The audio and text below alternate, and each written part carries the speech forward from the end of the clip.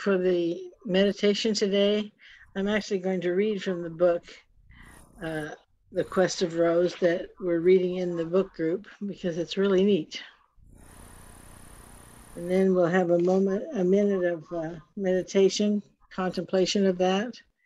And then Jackson will take us into the service. We are living in a Renaissance, rebirth time. One era completes and another begins. This is not only a new Renaissance for the world, it is also the beginning of a far greater cycle. We each carry within us the possibility of a new choice from a new future cycle. It is from this future choice that we can heal and repattern ourselves and our world.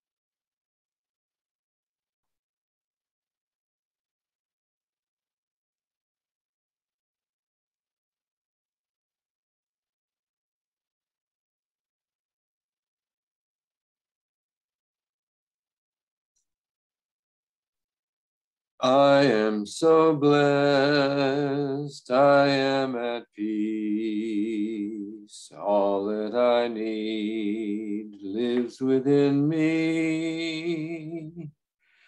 I am so blessed, I am at peace. I am so blessed, I am at peace. And we come here to share the spirit of love and joy and peace that we experience at all times as Spirit expresses through us. Sharing it amplifies it, and we feel more of each of these qualities as we share it together. I know each person comes for their own specific reason today, and I know that the service will serve any of those needs. And so I give thanks that we have this service together, that the church is still functioning well, and that we can spend this time together unhampered. And so it is. I am so blessed, I am at peace. All that I need lives within me. I am so blessed, I am at peace. I am so blessed, I am at peace.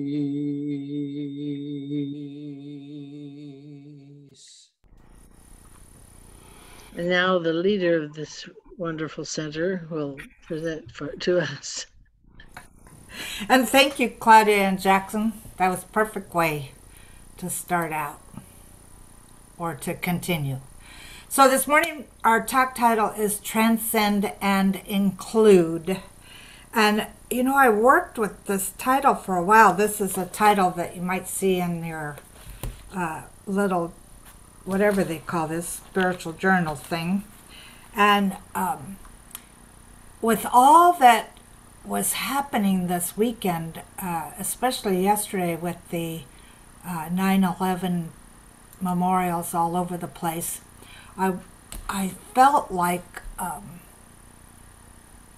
well, those of you who get my Friday message might have noticed that part of that was from my book, but this idea that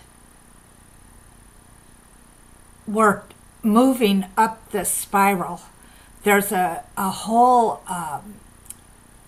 new, or not so new, but way of thinking called spiral dynamics. And this model is, if you remember last week, I talked about Dr. Holmes talking about we're on an ever upward emergent evolutionary spiral. And so I love this picture of all the colors of the spiral. And these colors actually mean something in spiral dynamics. I haven't studied it enough yet to tell you about them. But it's an evolutionary spiral that expansively transcends and includes, ideally, the best of what has come before. And so we're being called right now to transcend our old paradigms of being, to rise, including only those elements that are life-supporting and serve the evolution of our consciousness. I spoke at the Hawaii church. I was living in Vancouver at the time when 9/11 happened.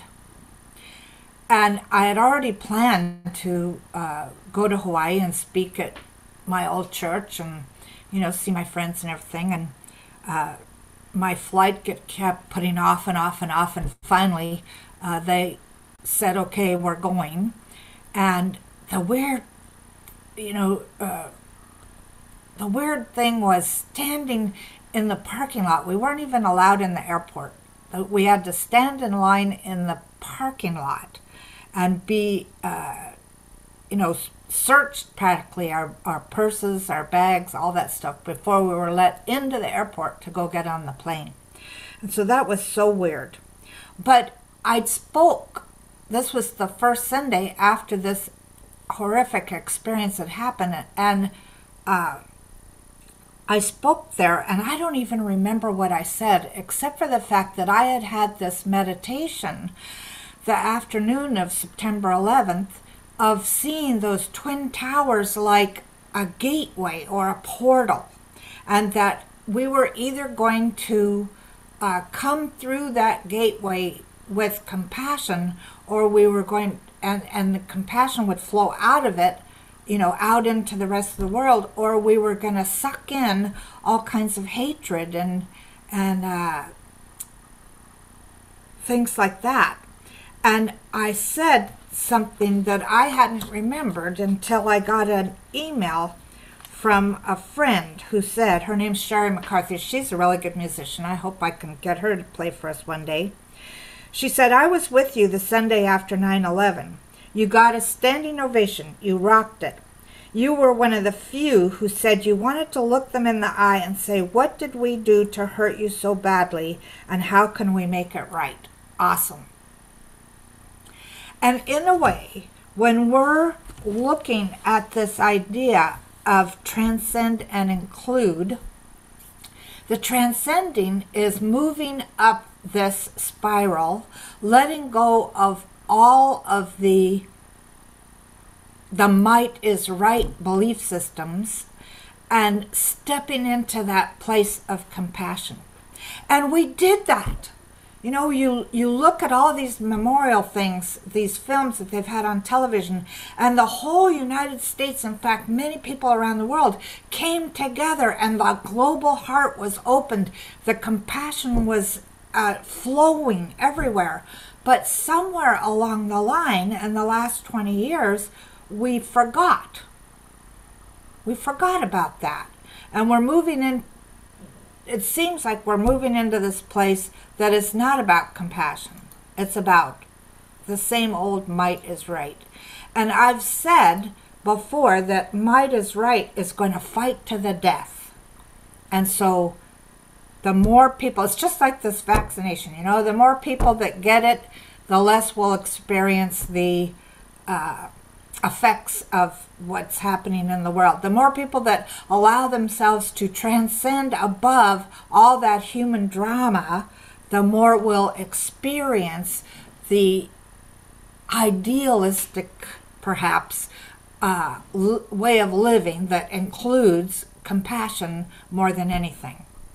So in the science mind, it says, in this science, We believe that human life is a drama which takes place on 3 planes: the physical, the mental, and the spiritual. Transcendence involves rising above the physical levels of experience and existence, arising beyond conditions and the world of our effects into the real world of spirit, into the realness of spirit. Spiritual existence is a fact, and spirituality may be defined as an atmosphere of good, the realization of God. You know, the realization of God is the message that I try to impart every single Sunday, and I've been doing it every Sunday for 35 years. Wonder how many Sundays that is. And I wonder when I'm going to get it, because I get it, I feel like I've gotten it, and then something happens and I get angry. And it's all about stuff that's happening out there, which then reminds me right now about that wonderful Johnny Carson show that I saw that taught me something. And I know I've shared this story before, but it's a good story. Johnny Carson has a man on the show who is,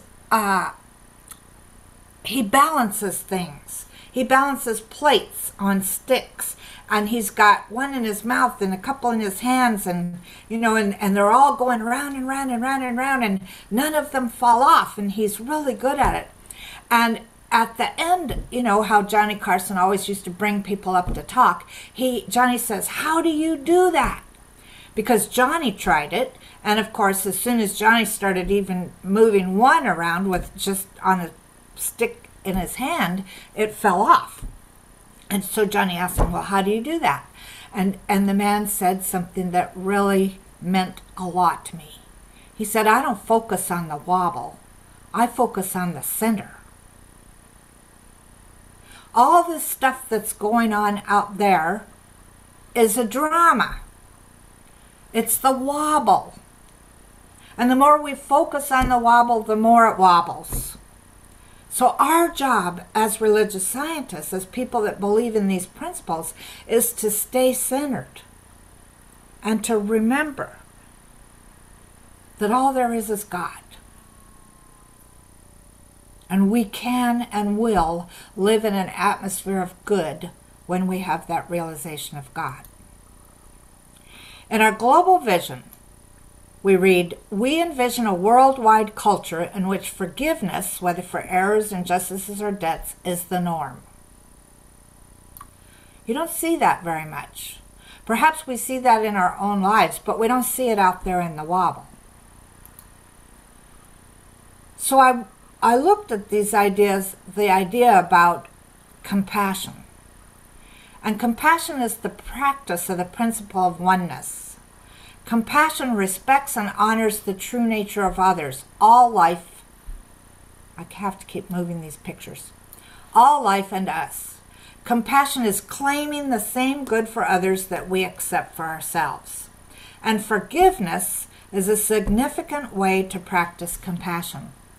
Now, those of you who are or know about the Jewish tradition, we're in that place right now called the Days of Awe, in which we are looking at what is it that we need to forgive, and what do we need to be forgiven for.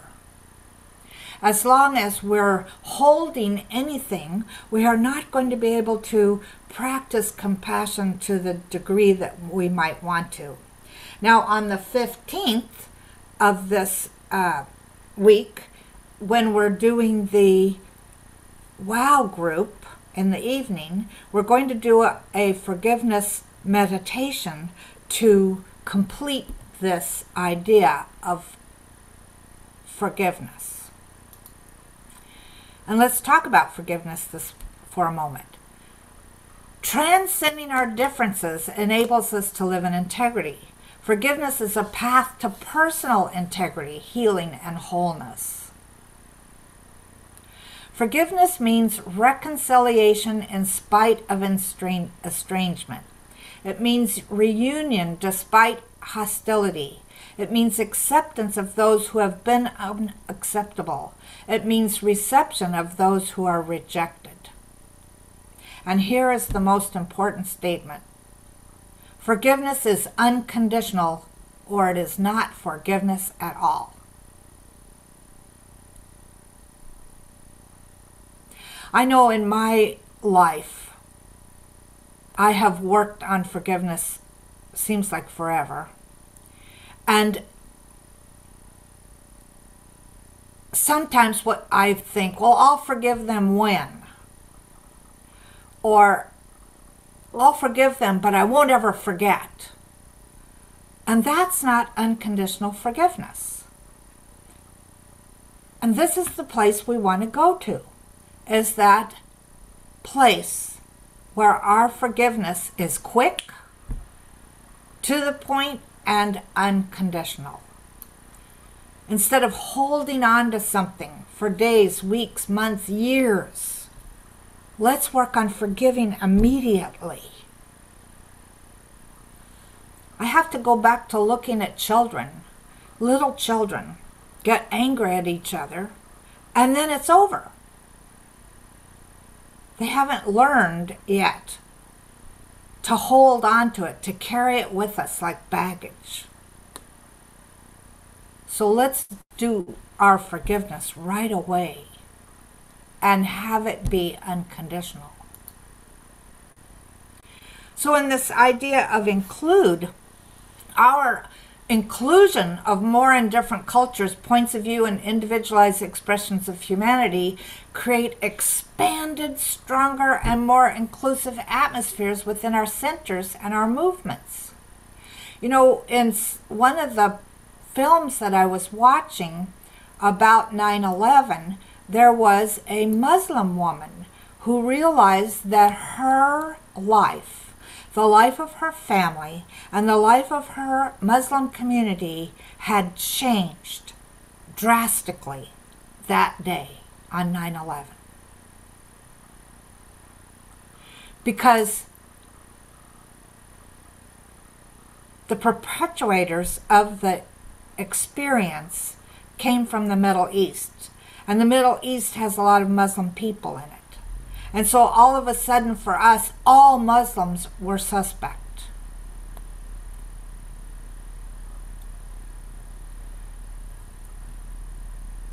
It's like blaming a culture for something that one person did, or two or three people did.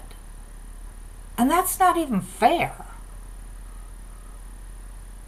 So we need to start practicing, as we're transcending up the spiral, we have to start practicing inclusion, recognizing, where am I denying somebody their wholeness because of how they believe, or where they were born, or what color their skin is, or who they love. This goes on to say, transcending ourselves with the recognition that we are all intertwined like a garment of destiny advances us toward the vision of Dr. Martin Luther King Jr.'s beloved community, which is best explained by this quote. He said, "We are tied together in the single garment of destiny, caught in an inescapable network of mutuality." This statement lays his assumption that human existence is social in nature and the solidarity of the human family is essential. Where are we not allowing people to be part of this fabric of humanity? In the last year or so, with all the talk about racism and every other ism there is, it's been really interesting for me when I'm doing my work to see how subtle it can be and how I don't even recognize it. So, in order to live our values and the principle of oneness, we must transcend any illusion of separateness. Our ability to transcend enhances our ability to be more inclusive. Or vice versa, our ability to be more inclusive enhances our ability to transcend. And that's what we're all about. Every single one of us is on a transcending process. Dr. Tracy Brown, who was part of the board of the Centers for Spiritual Living for a while, she wrote this, and I thought this was wonderful. Today, entertain the idea that everyone you come into contact with is different from you for a reason. Consider that each person is truly a unique individual with a gift to deliver to you. In your mind, think, what a cool version of God this person is. Or remind yourself, let me be curious how God is expressing in this person. This goes right along with what I've told you my teacher, Reverend Helen Street, used to say. She would look at the person and say, well, that's a good costume, God, but I know you're in there. And that's what all of us want to do in our daily lives. When somebody upsets us or somebody, something out there in the wobble upsets us, remember that everybody is truly a unique individual with a gift to deliver to us. What a cool version of God this person is. Or let me be curious how God is expressing in this person. Sometimes it's really hard to see the God in that person. But I believe that if we're coming from this point of view, we will see it. We will definitely see it. The truth is that everything that we think about anybody out there is not about them. It's about something inside of ourselves. This work that we're doing, that we call the science of mind, this is not easy work. And yet it's so valuable. One day not long ago, I was looking through some old journals, and as I was reading these journals, I thought, wow, I have lived a really neat life. I've been, in 5 or 6 different countries in the world. I've got to meet the Dalai Lama and various other high spiritual people. I've had the privilege of being the spiritual leader of 4 different churches, centers. I mean, I like my life. And I think that the more I moved out of what I was before, which is someone who thought it was more important, for a while anyway, years and years ago, I felt it was more important to think about the labels on your clothes than other people. I remember where I used to always wear suits and heels and stockings and all of that to work. Now I can't even imagine that, except on Sunday mornings. But I remember one time wearing a Chanel suit to work, and my boss's wife was there. And she noticed that suit, and she couldn't believe that I could afford it. Well, she didn't know that I had saved for it for quite a while, just because it was Chanel. And the funny thing about that suit is I took it to Hawaii, and I wore it a few times in Hawaii, and people just don't dress like that there. And it's almost like they thought I was kind of stuck up. And I remember that suit hung in the closet for so long, along with some really nice pairs of heels, etc., that they sort of got moldy. And I realized it's not about labels. It's not about what we have. It's not even about what we can do.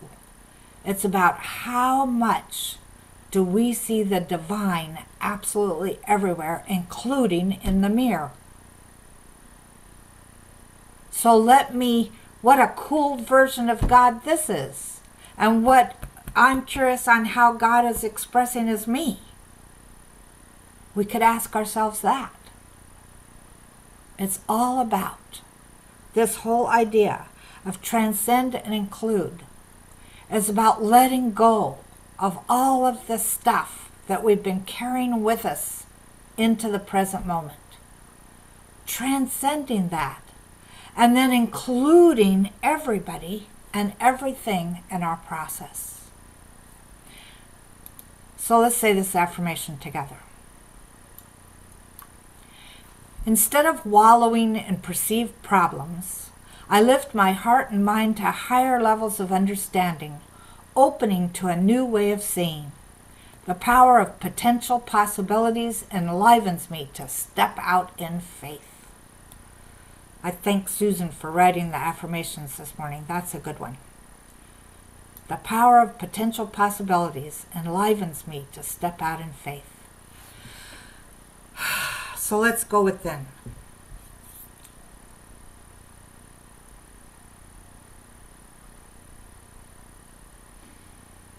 Right here in this moment, I know that all there is the divine, the cosmos, the universe, the force, God.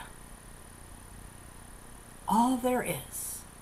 And it looks like different things as I look out into my world.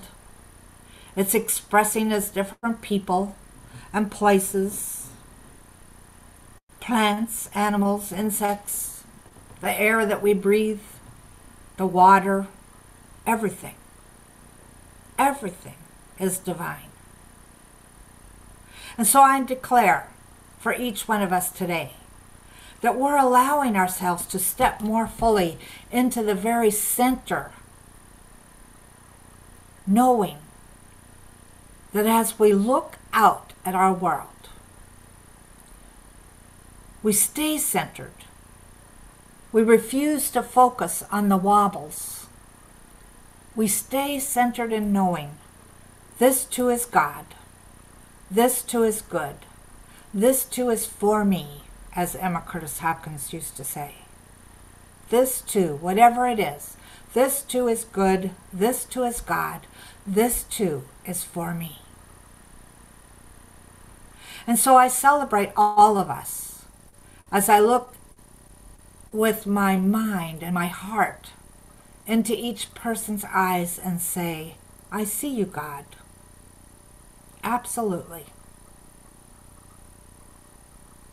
And I know for all of us that as we go out into our life's experiences this week, that we have opportunities to see the divine in everything.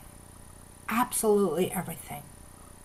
And in this way, we transcend all of the stuff that has been so painful or caused us to be frustrated or angry. We allow ourselves to forgive in the moment without needing to carry anything along with us. And we continue to move up this ever upward evolutionary spiral, emerging into that clear consciousness that Jesus had when he said, if you've seen me, you've seen the Father. So I know that as each one of us looks into the mirror, whether it's the mirror in our homes or the mirror in people's eyes, the mirrors reflected in windows, we see ourselves as divine.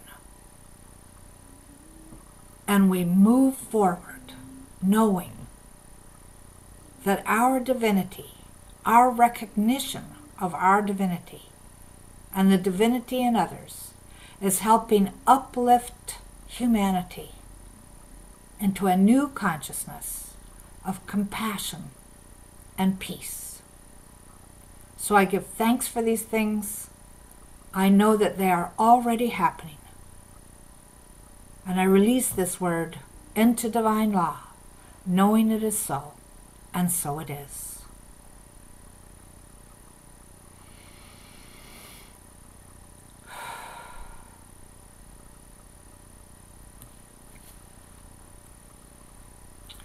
And you know, by doing all of this, we end up experiencing what's going to be sung about by Les and Jackson. So let me stop this share and start a new one.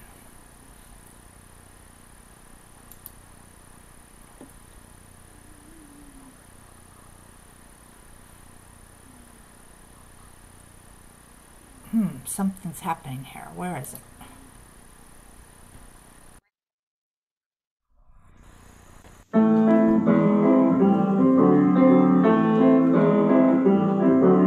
Blue sky shining on me, and nothing but blue skies do I see. Oh, bluebird singing a song, and nothing but blue skies from now on. Take it, Jackson.